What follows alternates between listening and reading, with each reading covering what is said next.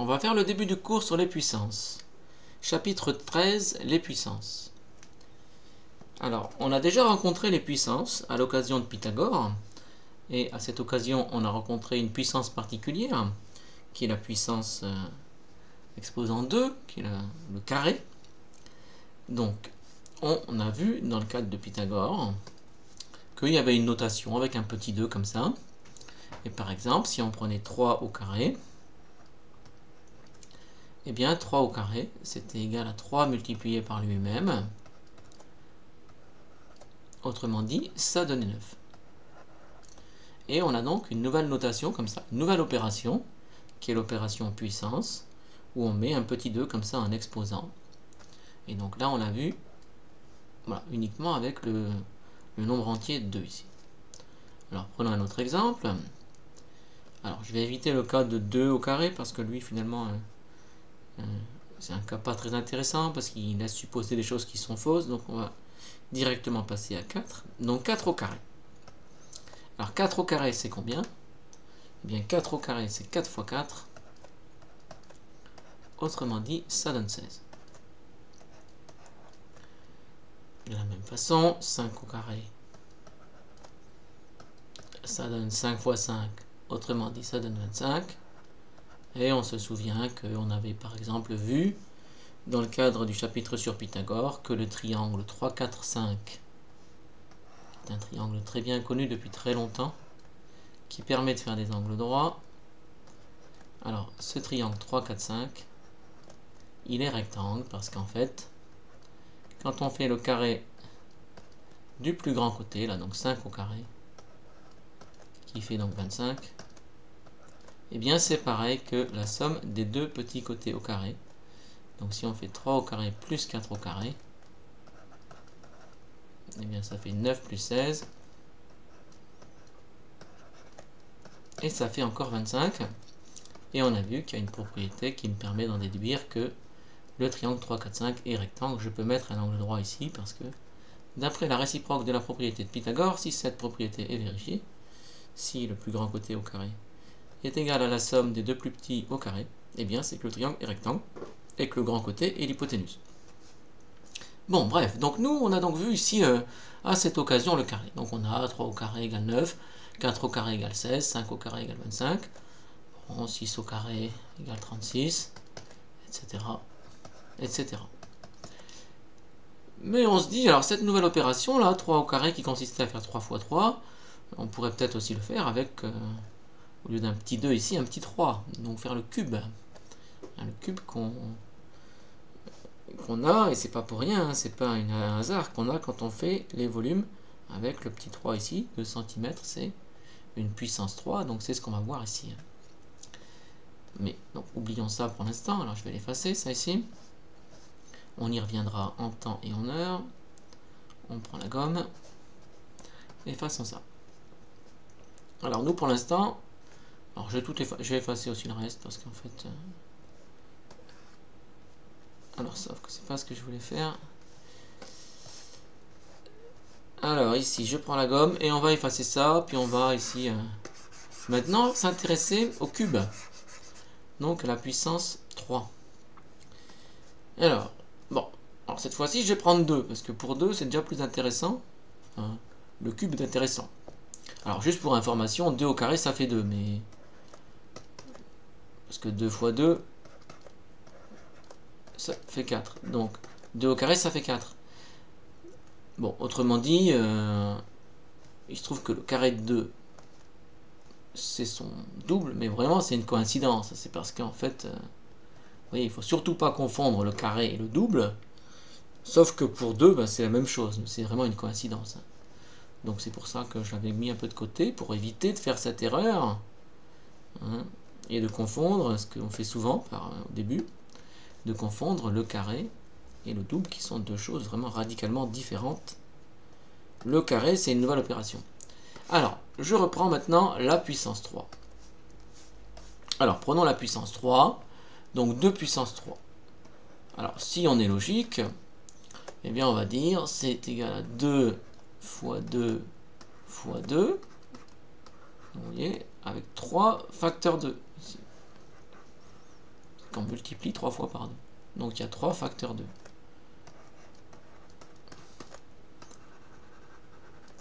3 facteurs 2. Et si on fait 2 fois 2, 4 fois 2, 8. Donc 2 au cube, ça fait 8. Donc attention, 2 au cube, ça ne fait pas 6. 2 au cube, c'est 2 fois 2 fois 2, donc ça fait 8. Pareil, alors maintenant, si on fait 3 au cube, 3 au cube, ça sera égal à 3 fois 3 fois 3. 3 fois 3, 9 fois 3, 27. Donc ça fait 27. Bon, etc. etc. Hein, ça marche pour n'importe quoi. Bon, on peut même prendre des nombres décimaux, on peut même prendre des fractions. Voilà. Et donc on aura toujours cette définition, et c'est ça qu'on va écrire comme définition de la puissance d'un nombre. Si on prend maintenant par exemple 4 au cube, 4 au cube c'est 4 fois 4 fois 4. 4 fois 4, 16. 16 fois 4, 64. Donc 4 au cube, ça fait 64. Bien. Donc on se dit, on va pouvoir donner une définition de 2 puissance un nombre entier ici. Bon. Mais je me dis, ah, mais comment je vais faire si l'exposant c'est 0? Donc, parce que, bon, assez logiquement, si on fait 2 puissance 1, on va dire que ça fait 2. Alors, on va prendre la gomme ici. Et on va effacer ça. Alors, si je prends ma définition, alors je vais revenir maintenant avec 2. Donc, on a dit 2 au carré. 2 au carré, ça fait 2 fois 2. Ça fait 4. 2 au cube, ça fait 2 fois 2 fois 2, ça donne 8. Donc 2 puissance 1, c'est assez logique de dire que ça fait 2. Voilà, parce qu'il y a un seul 2. Donc 2 puissance 1, ça fait 2. Donc la question maintenant, c'est combien ça fait 2 puissance 0? Si on veut être logique, parce qu'on verra qu'il y a une logique, on veut pouvoir obtenir des formules avec les puissances, et donc il faut qu'il y ait respecter une certaine logique ici. Et donc on peut se dire, alors si on observe ici, alors je vais me déplacer ici pour...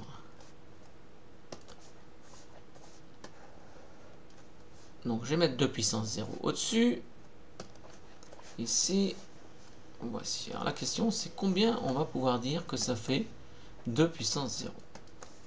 Effaçons ça ici. Et observons ce qui se passe. Alors, à chaque fois qu'on augmente de 1 l'exposant, là, vous voyez là c'était 2 puissance 1, 2 puissance 2, 2 puissance 3, on voit qu'à chaque fois on multiplie par 2. Donc de là à là, finalement, à chaque fois, on fait x2. x2. Donc quand on augmente l'exposant de 1, à chaque fois on fait x2. Donc ici on se dit, ben ça va être pareil finalement. On fait x2. Mais donc si on va dans l'autre sens, on va donc diviser par 2. Donc forcément, si on veut que cette règle elle fonctionne, c'est qu'à chaque fois qu'on augmente l'exposant de 1, on multiplie par 2. Ici, il faut forcément que 2 divisé par 2, ben ça fait 1. Donc il faut forcément qu'on décide que 2 puissance 0, et bien, par convention, si on veut que ce soit logique, on va décider que ça fait 1. Comme ça, on aura la règle qui sera toujours vérifiée. Donc, petite remarque, donc 2 puissance 0, ça fait 1. Maintenant, imaginons qu'on prenne un nombre négatif. On ne prenne pas 2, par exemple, mais moins 2. Alors, on va le faire. Donc, on va faire moins 2 puissance 0. Alors, on va dire, on ne sait pas combien ça fait.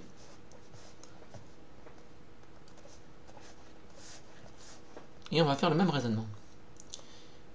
Alors, on va tout écrire ici. On va s'intéresser aux puissances de moins 2, parce que je voulais savoir combien ça fait moins 2. Parce que bon, j'ai compris que bon, pour 3, par exemple, 3 puissance 0, ça va faire 1 pour la même raison. Après, pour un nombre négatif, je suis moins sûr quand même. Alors, on y va. Donc, moins 2 puissance 1. Alors, on est obligé de mettre une parenthèse, parce qu'en fait, l'exposant est prioritaire sur le moins. Donc, si on ne met pas de parenthèse, l'exposant, la puissance, là, portera sur le nombre, mais pas sur le moins. Alors, moi, je veux que la puissance s'applique à moins 2. Donc, à chaque fois, je mets une parenthèse. Donc, ce sera moins 2 puissance 1, moins 2 au carré, moins 2 au cube, etc. Moins 2 puissance 4. Alors, moins 2 au carré, c'est moins 2 multiplié par moins 2. Moins 2 multiplié par moins 2, moins 1 par moins 1, ça donne plus, donc ça donne 4. Moins 2 au cube, donc ça va être moins 2 fois moins 2 fois moins 2, donc ça va faire moins 8. Ici, moins 2 puissance 4, bon, 4 est pair, donc ça va faire un nombre positif, et ça fait 16, et donc comme précédemment ici, à chaque fois, entre les deux, on multiplie par moins 2. Donc ici, on multiplie par moins 2, donc moins 2 puissance 1, c'est logique que ça fasse moins 2, et donc pareil, ici, pour obtenir combien il faut donner à moins 2 puissance 0 pour que ce soit logique, donc il faut diviser par moins 2, mais moins 2 divisé par moins 2, ça donne encore 1. Donc la règle qui dit que 2 puissance 0 ça fait 1, et bien de la même façon, même si le nombre est négatif, donc le nombre à la puissance 0 ça fait 1. En fait, si on veut être logique, pour n'importe quel nombre, x ou a par exemple, a puissance 0, ça fait toujours 1. Alors il y a juste le cas où a égale 0 qui pose problème, et en dehors de ce cas-là, donc si a n'est pas nul, hein, donc on va mettre pour a différent de 0, parce que 0 puissance 0, c'est pas défini, ça pose problème. Donc voilà. On évitera toujours de prendre a 0 puissance 0. Mais donc, dès lors que, parce que vous voyez ici, il faudrait diviser par 0, on n'a pas le droit, donc c'est problématique. Mais bref, pour tout nombre a qui n'est pas nul, a puissance 0, ce sera égal à 1. Donc voilà ce qu'on va mettre comme définition de la puissance. Alors on peut maintenant passer en revue le cours. On va reprendre des exemples comme je l'ai fait ici, et ensuite on donnera une définition avec des lettres, juste pour que la définition soit valable pour n'importe quel nombre.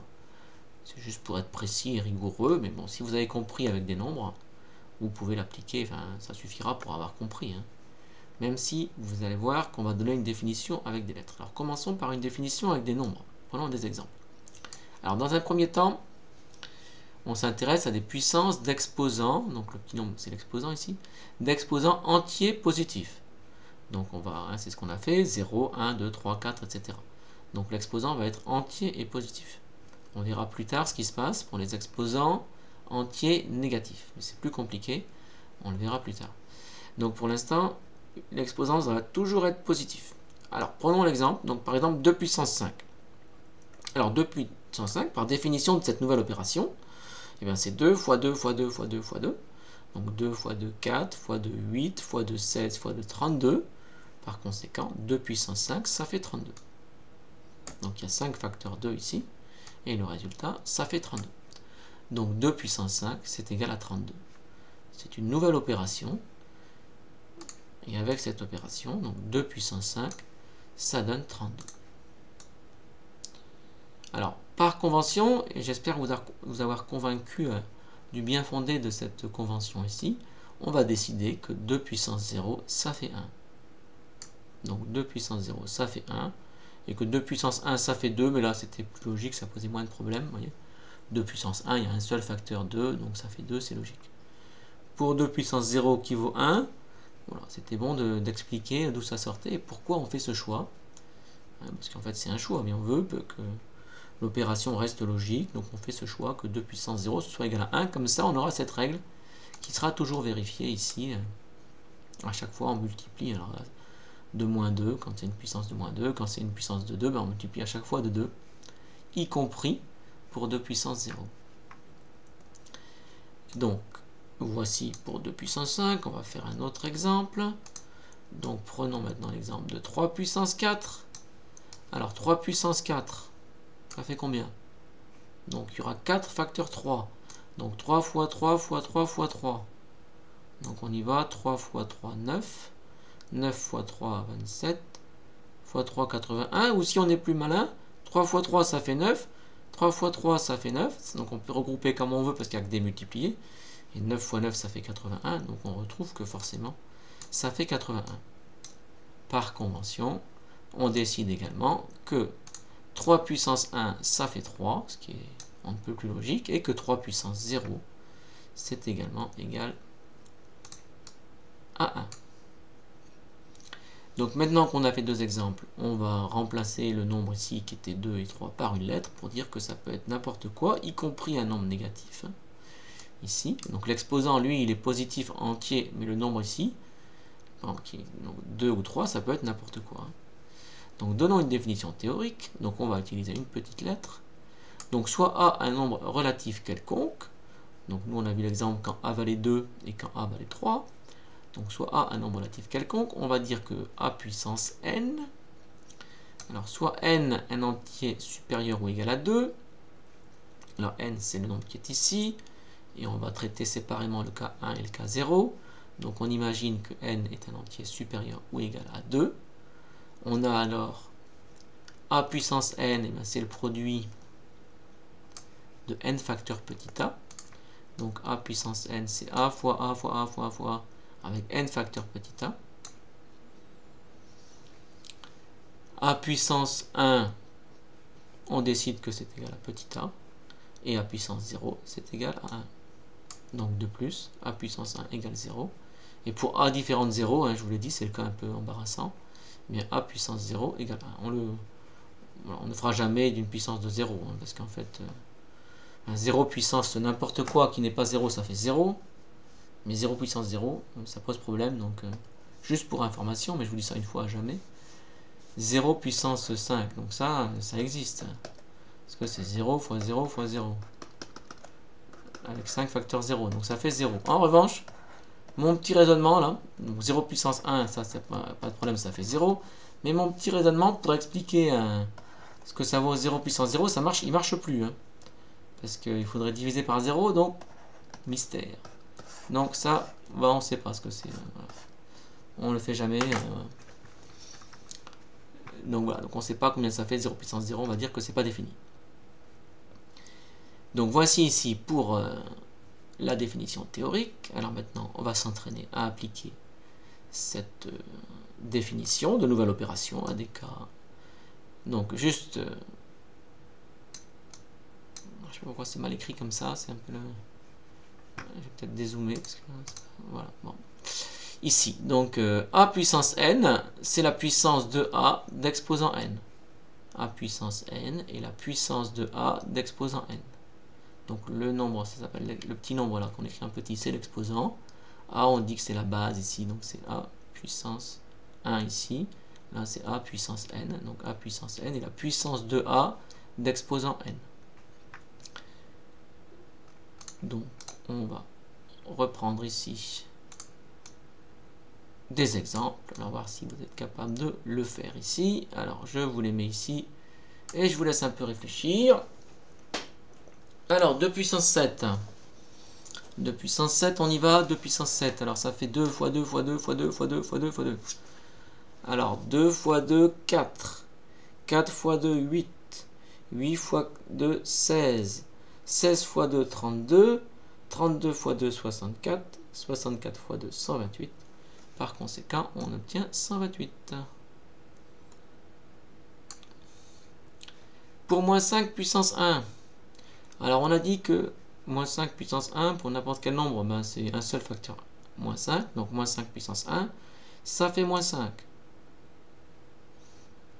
Pour 3 puissance 0, on l'a dit en exemple, ça fait 1. Pour moins 2 puissance 3, alors moins 2 puissance 3, c'est moins 2 fois moins 2 fois moins 2. Il y a 3 facteurs négatifs, donc ça va être un nombre négatif. 2 fois 2 fois 2, ça fait 8, donc le résultat c'est moins 8. Alors on peut également appliquer, il n'y a pas de problème, appliquer la puissance pour une fraction, parce que c'est tout à fait défini, ça pose pas de problème. Donc 2 tiers puissance 4, c'est 2 tiers fois 2 tiers fois 2 tiers fois 2 tiers. Donc voyons voir combien ça fait. Donc si on écrit ici 2 tiers fois 2 tiers fois 2 tiers, mais ça on sait faire. Donc 2 tiers fois 2 tiers fois 2 tiers fois 2 tiers, donc il y a 4 facteurs de tiers, mais on sait que pour la multiplication c'est très facile, on multiplie les numérateurs entre eux et les dénominateurs entre eux, donc en fait c'est très facile ça. On verra plus tard qu'il y a une formule pour faire ça. Mais donc on fait 2 fois 2, 4 fois 2, 8 fois 2, 16. Donc en haut, on va obtenir 16. Et en bas, 3 fois 3, 9 fois 3, 27 fois 3, 81. Donc on obtient 81. Par conséquent, 2 tiers à la puissance 4, et bien ça fait 16 sur 81. Voilà, donc dans les exercices, vous allez, dans un premier temps, on va s'entraîner à faire des calculs avec les puissances pour s'assurer que vous êtes capable de faire comme ça, de tête, la puissance de n'importe quel nombre avec un exposant positif, dans les cas évidemment qui ne sont pas infaisables parce que trop compliqués.